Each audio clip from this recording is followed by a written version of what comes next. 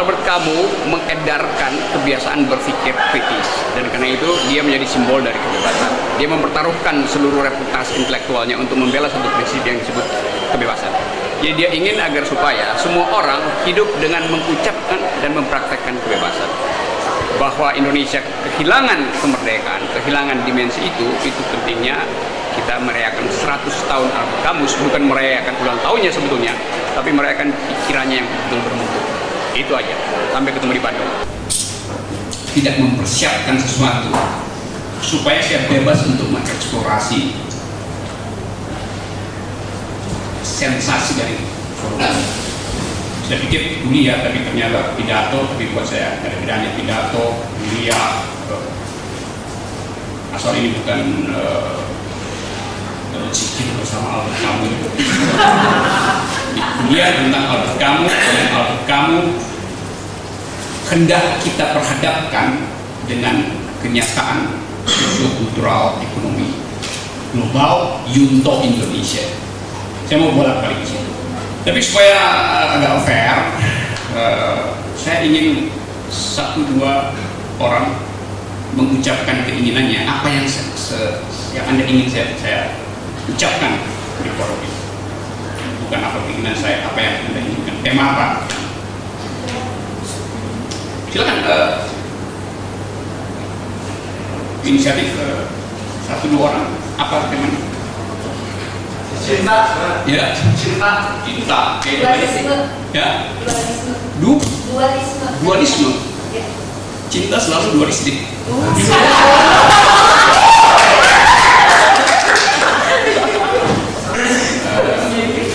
Ada yang lain? Nihilisme. Lalu ya. Absurditas. Oke, absurditas. Itu semua ada di Wikipedia. Yang lain? Oke, cukup. Masih ada? Memaknai kesia-siaan. Sia-sia. Temanya berat.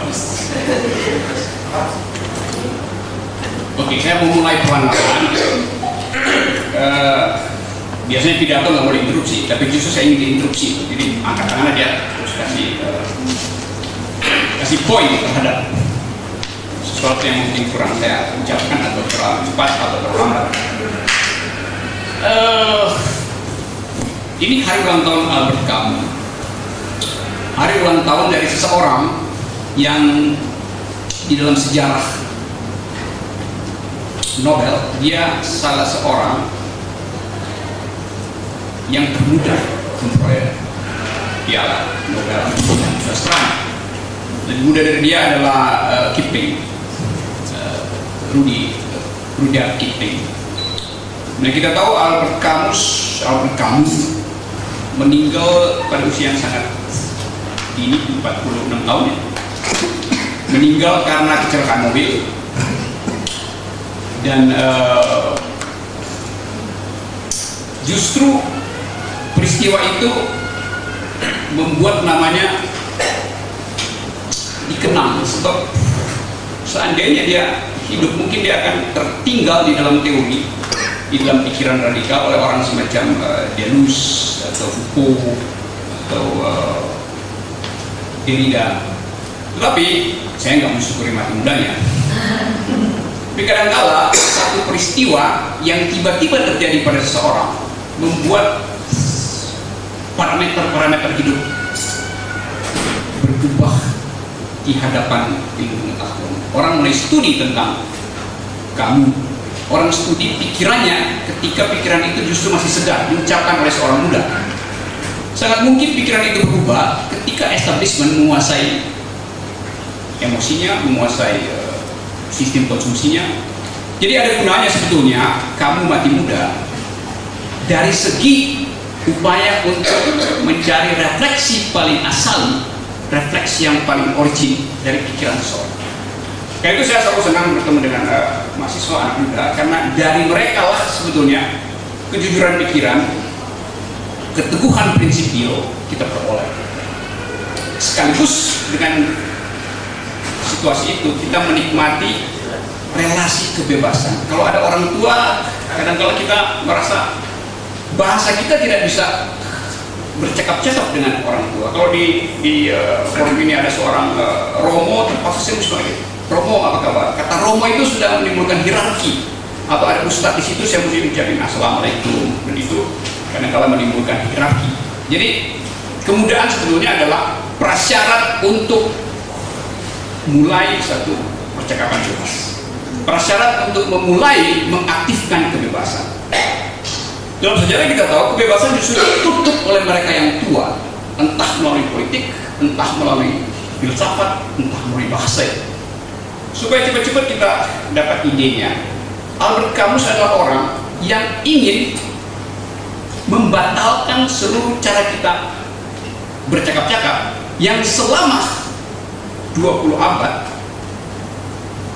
dijajah oleh cara berpikir rasional.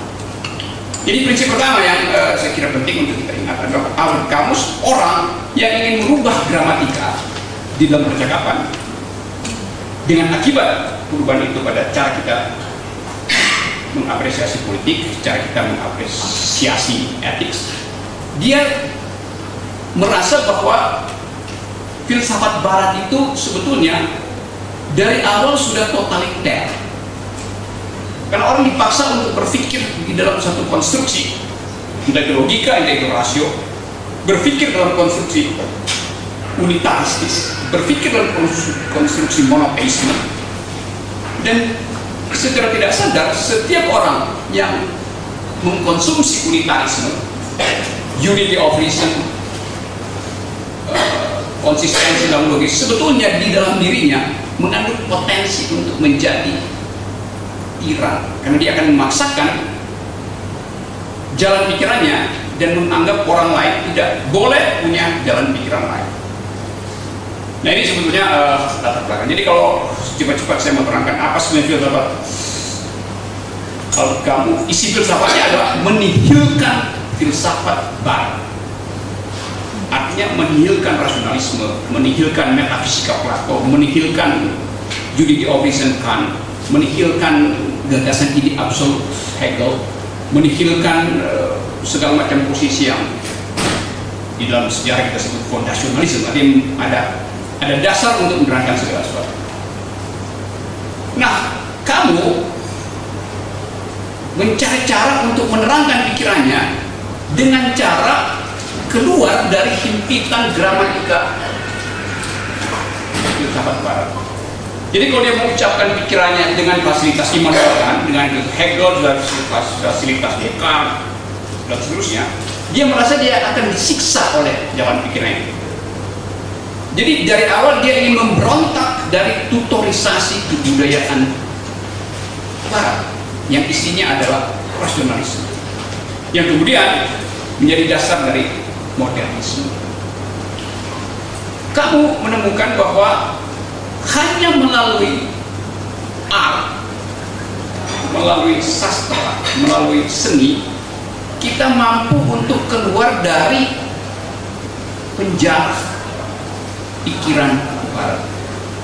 Nah, itu yang menerangkan kenapa mempelajari kamu adalah mempelajari konsep dramanya, naskah cerpennya. Jadi bukan sistem berpikirnya.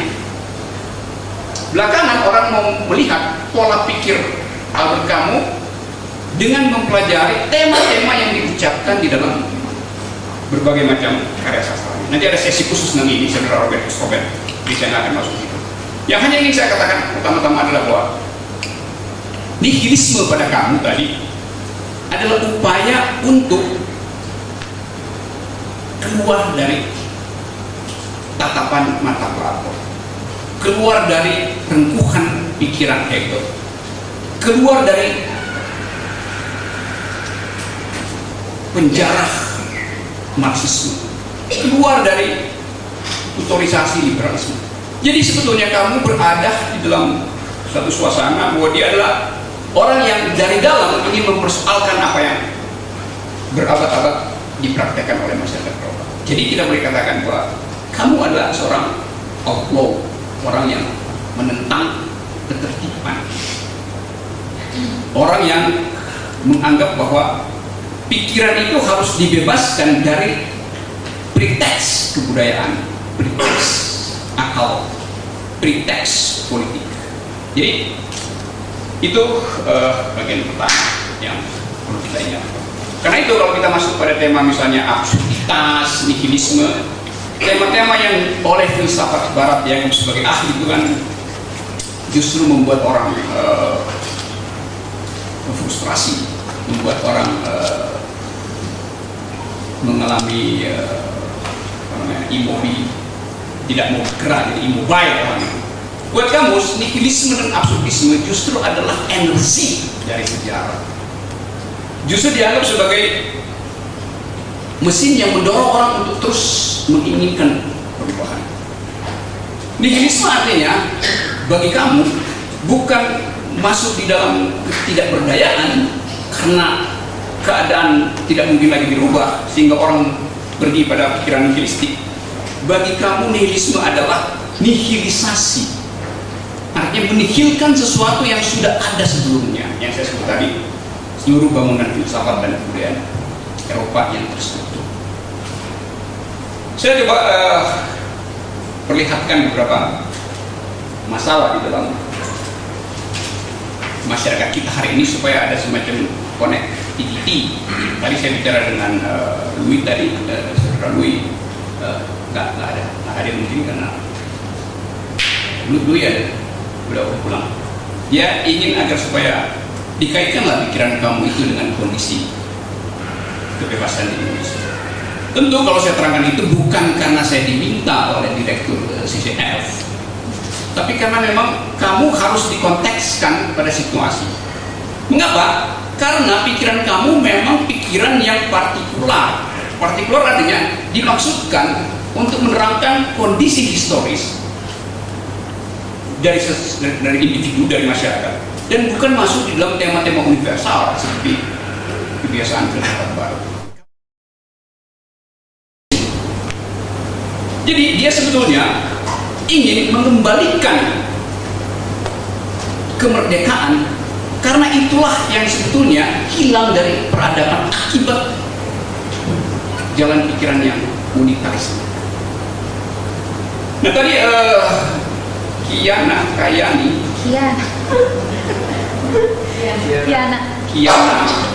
menerangkan soal kebebasan. Kita ingin agar supaya jumlah kebebasan yang kita miliki setara dengan jumlah keadilan yang kita inginkan. Artinya begini, kebebasan kita sebetulnya di dalam pikiran kamu adalah berguna hanya bila dimaksudkan untuk menghasilkan keadilan. Jadi kamu menentang kebebasan yang semata-mata didasarkan pada liberalisme, atau di dalam teori tersebut kita memerlukan kebebasan karena keadaan peradaban yang tidak bebas. Jadi kebebasan yang sifatnya historis. Karena kita defisit injustice, kita perlu kebebasan. Sebab hanya dalam suasana kebebasan kita bisa mendistribusikan keadilan. Bukan dalam pengertian kebebasan liberal yang biasa disebut liberalism of right, bahwa saya lahir bebas. Saya kasih sedikit catatan kaki bahwa agak keliru mengatakan bahwa kebebasan itu diberi oleh alam. Di dalam keadaan alamnya tidak ada kebebasan.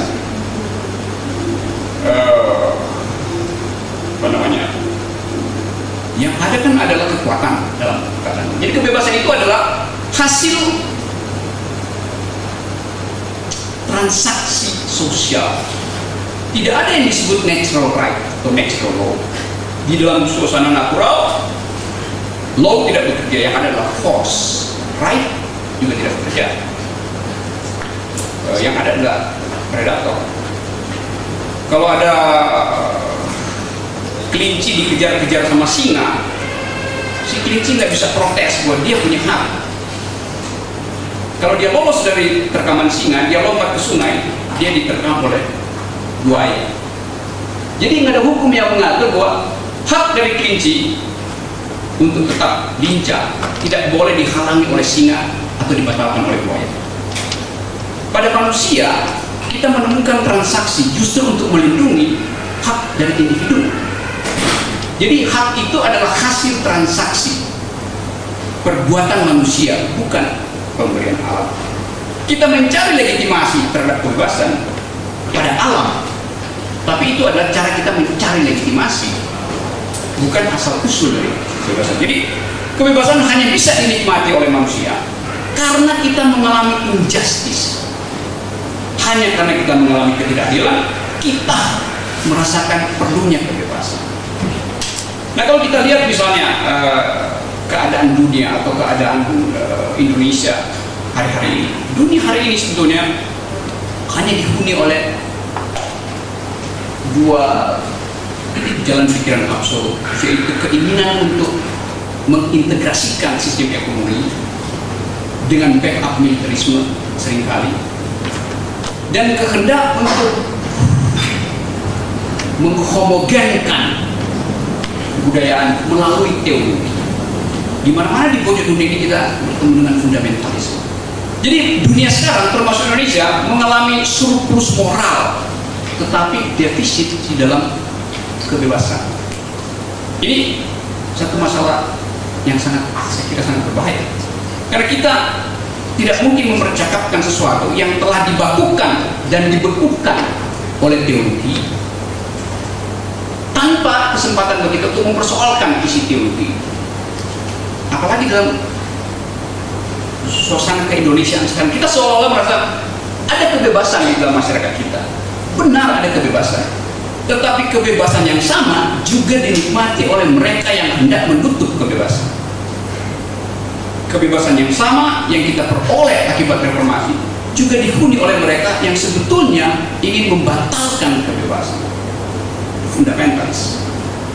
Ini problem besar kita hari ini.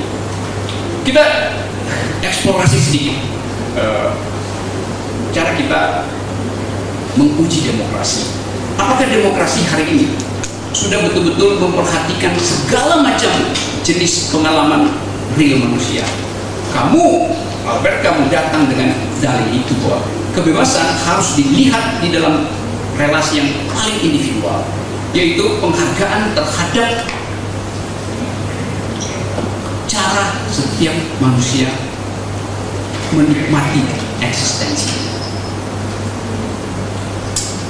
Indonesia atau dunia umumnya mengatakan bahwa demokrasi artinya Anda punya hak untuk ikut dalam pemilu. Tetapi hak itu sebetulnya barulah hak yang disepakati oleh sistem patriarki. Saya masuk sedikit dalam. Kalau Anda perempuan untuk menjadi caleg di Indonesia misalnya, Anda mesti minta izin suami, minta izin kepala kantor. Jadi ide yang sebagai kesetaraan hak warga negara sebetulnya masih dibatasi oleh institusi, dibatasi oleh tradisi, dibatasi oleh berbagai macam gerakan. Apalagi kalau kita meradikalkan kebebasan itu untuk meminta demokrasi menghormati pengalaman otentik dari mereka yang selama ini marginal misalnya. Demokrasi sekarang di Indonesia terutama menganggap bahwa kalau Anda seorang gay, seorang lesbian, Anda bukan warga negara. Jangan akan singkirkan. Jadi demokrasi diuji, mampu nggak demokrasi mencapai pikiran radikal dengan menghargai otentisitas pengalaman individual. Sekarang Anda lihat bagaimana perkawinan homoseksual diterima di beberapa negara. Di Indonesia pasti amat sulit. Tapi ada isu lain yang kita sebut queer, gejala queer. Queer itu artinya pengalaman seksual, relasi seksual yang dijalani oleh seorang homo dan seorang lesbi. Kalau saya sebut lesbi itu artinya jenis pengalaman warga negara di antara dua manusia yang lain sifatnya dengan pengalaman heteroseksual. Saya nggak bisa bilang lesbianisme adalah pengalaman kebebasan, pengalaman otentik antara perempuan dan perempuan. Bukan. Karena perempuan itu hanya ada di dalam keterangan psikososial ketika konsep itu kita pakai bersamaan dengan laki-laki. Jadi perempuan hanya dihadirkan sebagai pasangan laki-laki. Itu jenis pengalaman heteroseksual warga negara. Kalau dua perempuan melakukan relasi seksual, itu bukan pengalaman dua perempuan, tapi pengalaman lain. Karena itu disebut itu pengalaman lesbian. Tapi kata lesbian adalah kata yang terlarang. Padahal itu adalah kenyataan pengalaman manusia. Seperti kamu merasakan bahwa semua jenis pengalaman harus dihormati. Karena itu bukan kriminal, bukan crime, bukan kejahatan. Pengalaman homoseksual juga begitu, bukan antar laki dan laki, tapi itu memang jenis pengalaman seksual yang disebut homoseksual. Etika yang lahir dari pengalaman lesbian dan pengalaman homoseksual berbeda dengan etika heterogen. Dia harus punya semacam rasa kesederajatan yang melampaui pengalaman warga negara yang heterogen. Demokrasi sudah mulai familiar dengan isu itu. Oke, itu pengalaman homoseksual, pengalaman lesbian. Tapi pengalaman queer itu jenis pengalaman lain, yaitu pengalaman antara seorang lesbi dan seorang homo. Jadi ada cross culture atau cross imajinasi di dalam kelas itu. Nah itu juga ada pengalaman warga negara yang seharusnya dihormati oleh demokrasi. Jadi demokrasi bertumbuh, ujian pertumbuhan demokrasi adalah justru dengan kita sodorkan pengalaman-pengalaman radikal. Nah kebebasan diuji di dalam ekstremitas itu. Kalau kita sekedar menganggap bahwa ya bebas artinya yang diatur oleh hukum negara, oke, tapi itu belum cukup untuk mengenali jenis pengalaman eksistensial seperti yang dimaksudkan oleh Al-Quran. Kita ada di dalam situasi itu sekarang. Kita mau uji apakah demokrasi kita cukup punya software untuk mengoperasikan jenis-jenis pengalaman warga negara. Kelihatannya kita tidak punya cukup software.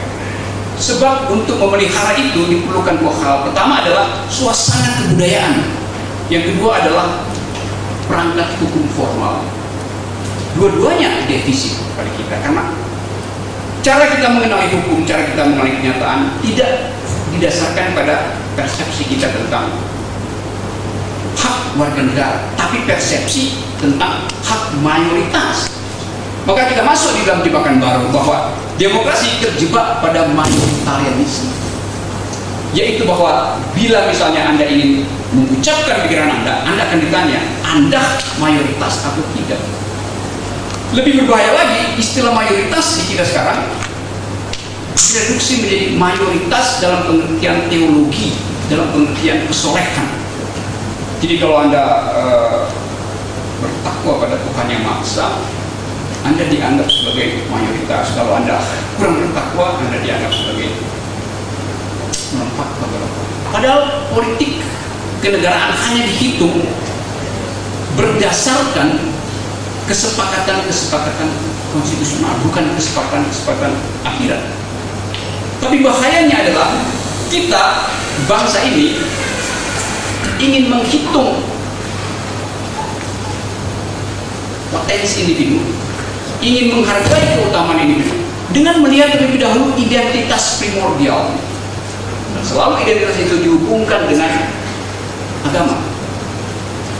Tentu kalau kita balik pada Al-Quran, kita akan bertemu dengan semacam doktrin lagi. Tadi saya katakan bahwa agama adalah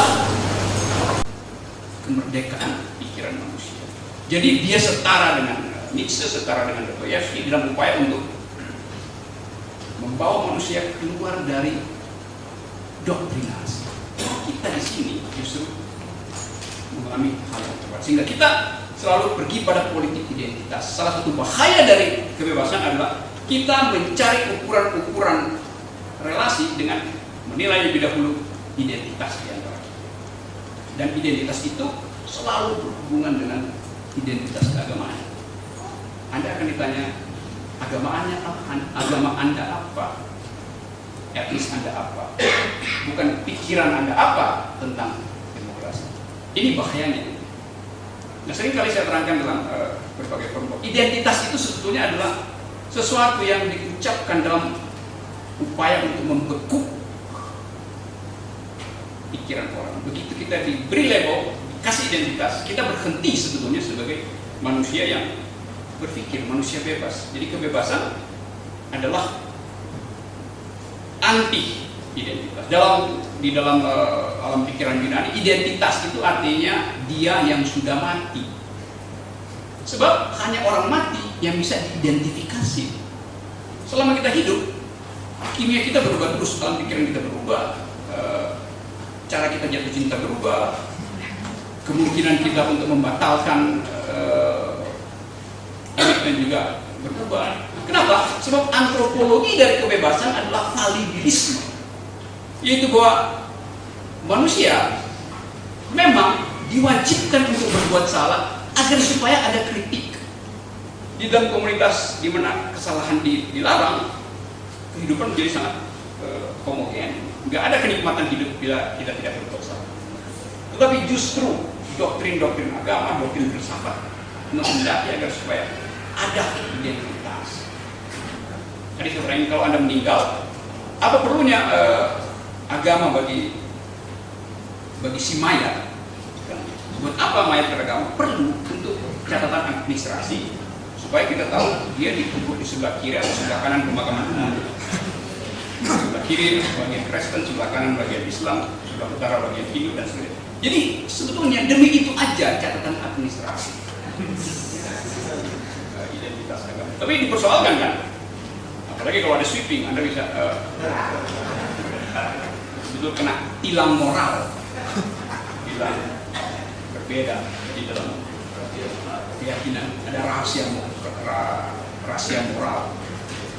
Nah, Anda lihat bahwa kita hidup di dalam suasana itu yang oleh kamus dianggap sebagai kita dibuat efisien oleh sistem moral, kita dibuat efisien oleh sistem politik, dibuat efisien oleh sistem ekonomi.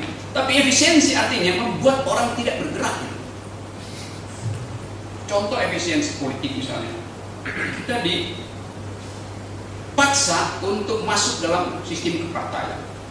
Padahal kita tahu isi dari sistem kepartaian adalah bohong, korupsi, tipu, uang, dan seterusnya. Tapi seolah-olah warga negara itu disebut warga negara kalau dia ada di dalam sistem politik, sehingga kita terpaksa harus memilih. Padahal sebetulnya warga negara lebih luas daripada warga partai politik. Negara bisa tetap hidup tanpa partai politik, tapi tanpa warga negara tidak hidup.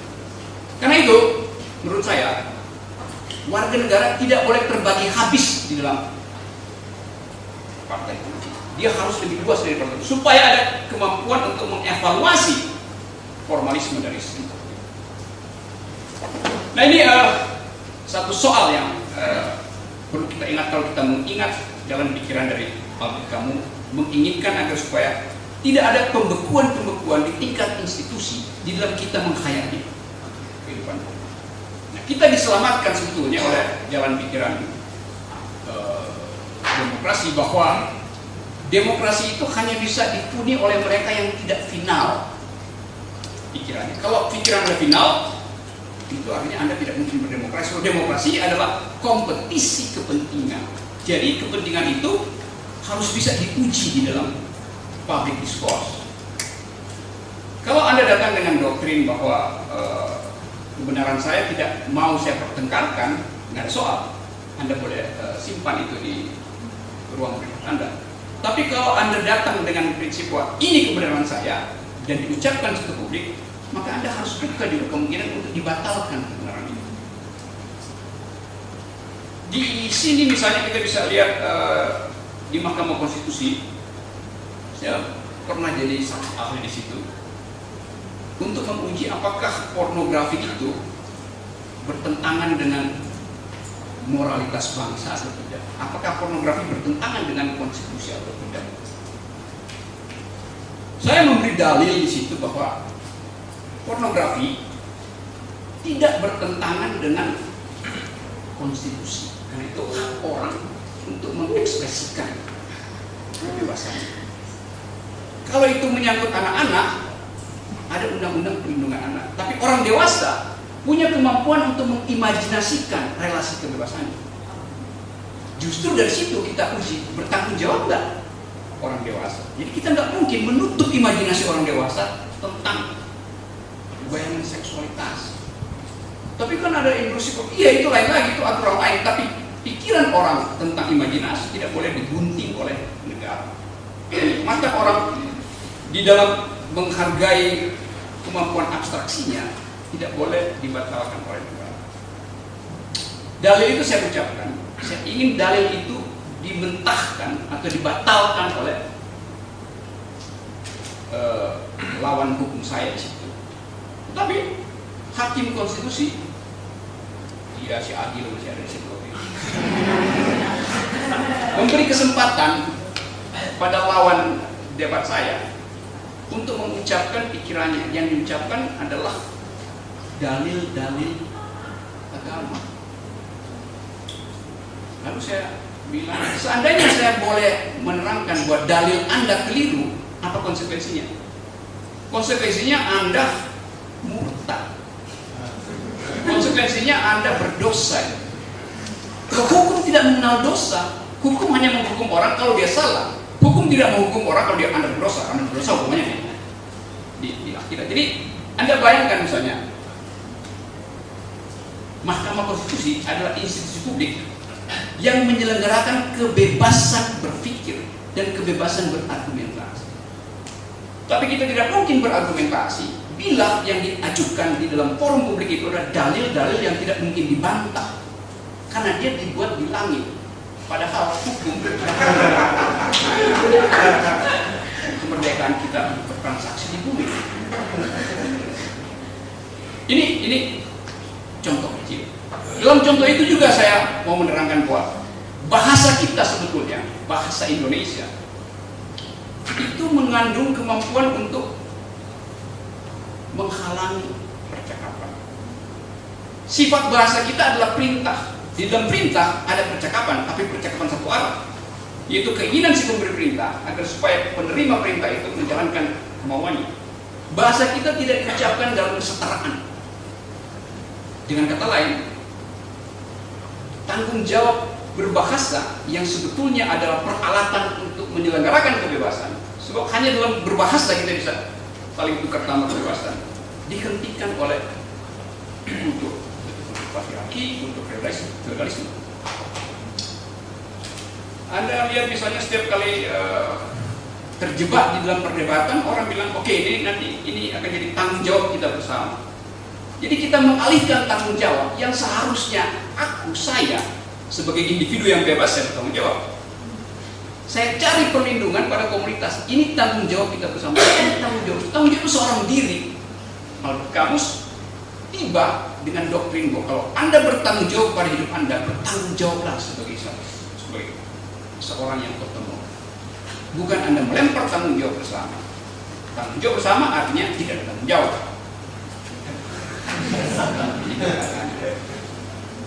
Nah, saya juga mengamati talk show atau di dalam diskusi kelas mahasiswa juga, keinginan untuk mendebat dosen misalnya, itu sampai sekarang seolah-olah itu haram mendebat dosen. Karena kita tahu dosen itu paling ya banyak juga dosen bodoh gitu. Otoritasnya pada ke dosenannya. Tanpa argumentasi, kelas itu adalah lembaga agama. Tanpa argumentasi, kelas itu berubah menjadi ruang ibadah. Kita tidak mau hidup dalam suasana itu. Satu-satunya peralatan untuk merayakan kebebasan masuk menurut kamus adalah dengan merubah bahasa menjadi bahasa yang argumentatif. Argumen adalah mata uang pikiran. Kalau saya bertransaksi ekonomi, saya pakai dolar. Kalau dolarnya lagi tinggi, saya tukar ke rupiah. Kalau lagi buruk, saya balik lagi ke dolar. Jadi ada alat tukarnya yang namanya uang. Tapi Mata uang pikiran adalah argumen. Kita tukar tambah pikiran dengan argumentasi. Argumen is a currency of thought. Mata uang pikiran. Nah, mata uang itu yang nggak ada di kita, nggak ada di politisi, nggak ada di dalam kampus, tidak ada di dalam parlemen, tidak dalam partai. Yang ada adalah doktrin, perintah. Nah, itu juga yang menerangkan kenapa politik kita mengalami defisit di dalam dari etika politik. Karena para caleg kita sebetulnya kan jadi caleg bukan karena keinginan untuk mengucapkan keadilan, tapi keinginan untuk menimbun kekayaan. Udah jadi semacam soundbite bahwa caleg artinya kaya, harus kaya. Karena itu korupsi dianggap sebagai sesuatu yang umum. Nggak korupsi, politisi nggak korupsi, itu sama dengan mahasiswa nggak bisa bikin skripsi.